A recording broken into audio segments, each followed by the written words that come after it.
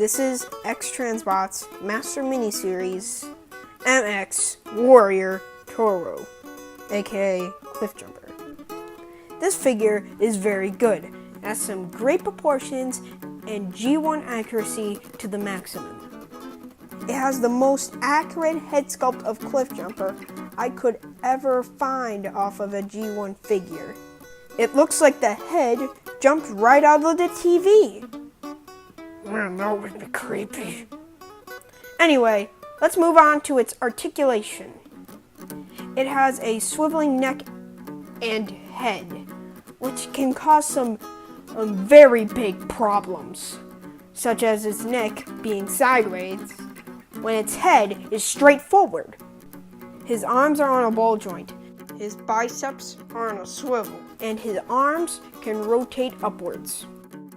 His hands can swivel and open and close. The original Masterpiece Bumblebee couldn't do this, so this is a major improvement. His waist can swivel and crunch.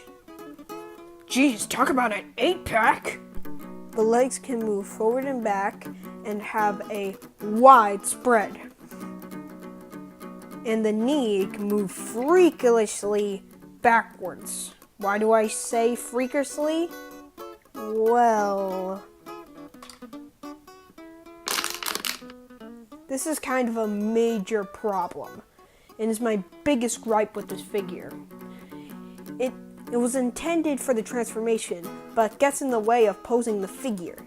To the biggest gripe, to the biggest positive of the figure. What's the positive? The feet. So let's move on to that. The feet can rotate forward and back smoothly with an amazing pivot. This may seem small, but the smoothness of it makes it very enjoyable to pose. We're done with the robot mode. Now for the accessories. This is the box. And there are some cards, the instruction manual, and his weapon display. This includes gun 1, gun 2, gun 3, and his big old gun that was used to kill Megatron, his staff, and some accessories for his car mode. We're done with the accessories. Now, let's move on to the vehicle mode.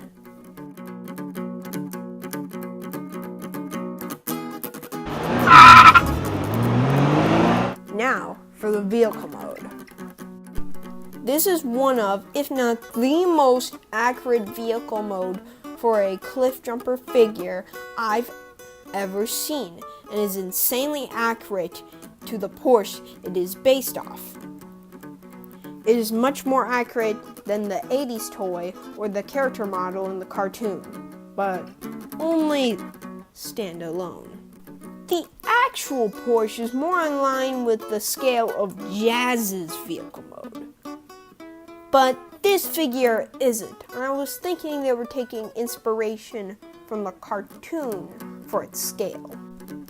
In the cartoon, his vehicle mode was the same size as Bumblebee's vehicle mode. Speaking of Bumblebee, let's bring him out.